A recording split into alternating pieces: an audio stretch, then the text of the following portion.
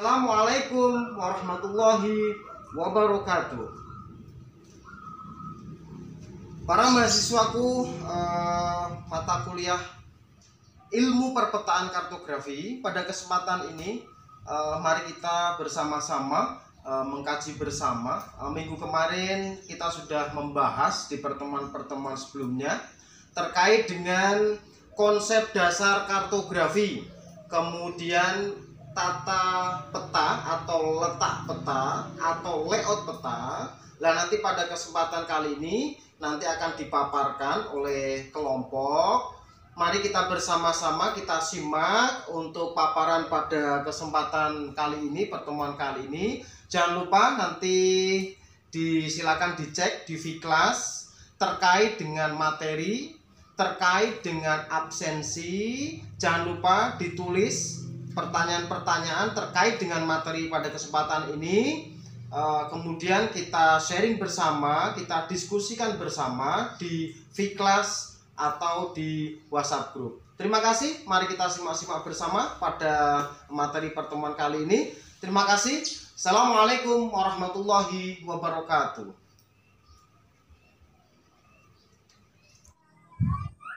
Assalamualaikum. Hai teman-teman semua, apa kabarnya? Alhamdulillah, semoga sehat selalu ya, dan tetap semangat mengikuti perkuliahan kartografi yang diampu oleh beliau Bapak Dani Miftah M. Nur MPD. Sebelumnya, saya akan memperkenalkan dari kelompok 2, yaitu yang pertama Lydia Ningrum, yang kedua Muhammad Arif Civananda, yang ketiga Alaina Tamimin Nakma, dan yang keempat Nurul Hidayah. Kami semua dari mahasiswa Tadris IPS semester 4 Institut Agama Islam Negeri Kudus. Dari diskusi di Vclass, kami mencoba membuatkan ringkasan materi terkait dengan judul konsep kartografi dan peta. Mari kita simak bersama-sama materi konsep kartografi dan peta ya. Selamat mendengarkan teman-teman semua. Konsep kartografi terdiri dari pengertian kartografi, klasifikasi kartografi, dan konsep kartografi. Kemudian konsep peta. Apa itu pengertian peta? Fungsi peta, tujuan pembuatan peta, analisa peta, interpretasi peta, karakteristik peta, jenis peta, dan macam peta. Pengertian kartografi. Menurut Prihandito dan Aryono tahun 1989 bahwa kartografi adalah ilmu yang mempelajari peta, dimulai dari pengumpulan data lapangan, pengolahan data, simbolisasi, penggambaran, analisa peta, serta interpretasi peta. Klasifikasi kartografi. Pertama, kartografi dasar. Kedua, kartografi topografi. Ketiga, kartografi teknik. Keempat, kartografi tematik. Kelima, kartografi toponomi. Konsep kartografi. Menurut Robinson dan kawan-kawan tahun 1985 dan 1995, kartografi meliputi 5 konsep berikut. Yang pertama, ada konsep geometrik, kedua, konsep teknologi, ketiga, konsep penyajian, keempat, konsep artistik, dan yang terakhir, konsep komunikasi. Pengertian peta. Peta adalah gambaran dari permukaan bumi dengan ukuran yang lebih kecil, biasanya dengan skala tertentu dan digambarkan di atas bidang datar dalam bentuk simbol-simbol yang sifatnya selektif serta melalui suatu sistem proyeksi tertentu. Fungsi peta. Yang pertama yaitu menunjukkan posisi atau lokasi relatif. Letak suatu tempat dalam hubungannya dengan tempat lain di permukaan bumi. Yang kedua, memperlihatkan ukuran dari peta dapat diukur luas daerah dan jarak-jarak di atas permukaan bumi. Yang ketiga, memperlihatkan bentuk.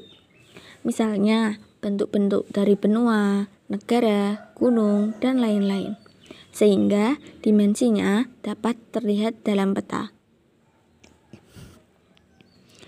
Keempat, mengumpulkan dan menyeleksi data-data dari suatu daerah dan menyajikannya dalam suatu peta. Tujuan pembuatan peta. Tujuan pembuatan peta yaitu untuk komunikasi informasi ruang. Yang kedua, untuk menyimpan informasi. Yang ketiga, digunakan untuk membantu suatu pekerjaan. Misalnya, untuk konstruksi jalan, navigasi, perencanaan, dan lain-lain. Keempat, digunakan untuk membantu dalam suatu desain, misalnya desain jalan dan sebagainya. Yang kelima, untuk analisa data spasial, misalnya perhitungan volume dan sebagainya. Aryono Prihandito, 1989. Analisa peta. Menghitung jumlah sungai, mengukur panjang dan lebar sungai, mengukur jarak antar tempat, mengukur luas wilayah, menentukan letak astronomis suatu titik atau wilayah. Interpretasi peta. Interpretasi peta adalah kegiatan menentukan atau membaca fenomena-fenomena yang ada berdasarkan aspek-aspek yang tercakup dalam suatu peta. Karakteristik peta. Pertama, skalanya bervariasi, terdiri dari skala kecil, skala sedang, dan skala besar. Yang kedua, mudah direproduksi. Biasanya digunakan sebagai peta dasar untuk kepentingan-kepentingan tertentu yang berupa peta-peta tematik. Ketiga, untuk menggambarkan daerah atau wilayah tertentu yang relatif sempit. Keempat, untuk mengetahui lokasi, peta digunakan bantuan inset. Bantuan inset adalah gambaran wilayah yang lebih besar. Yang kelima, untuk perencanaan yang detail harus menggunakan peta berskala besar. Jenis dan macam-macam peta. Jenis peta terdiri dari dua macam, yakni ada peta dasar dan peta tematik. Peta dasar meliputi jaring kontrol geodesi horizontal, jaring kontrol geodesi vertikal, dan peta rupa bumi.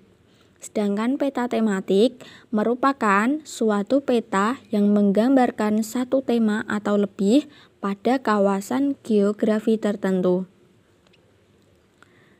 Macam-macam peta. Macam-macam peta ditinjau dari 3 segi sebagai berikut. Yang pertama, dari segi bentuk, yang kedua dari skala, dan yang ketiga dari isi peta. Yang pertama, ditinjau dari segi bentuknya. Macam-macam peta terdiri atas ada 3, yakni ada peta analog, peta foto, dan peta digital. Yang kedua, ditinjau dari skalanya, yakni ada peta kadaster, peta skala dasar, peta skala besar, peta medium, peta kecil, dan peta umum. Yang ketiga, ditinjau dari isi peta. Ditinjau dari isi peta terdiri atas peta umum, peta khusus, dan peta chart. Ucapan terima kasih kepada Bapak Dhani Miftah M. Nur yang telah berkenan memberikan arahan, nasihat, ilmu, dan pengalamannya sehingga materi ini bisa bermanfaat dan semoga menjadi hasanah edukasi pembelajaran yang lebih baik lagi. Wassalamualaikum warahmatullahi wabarakatuh.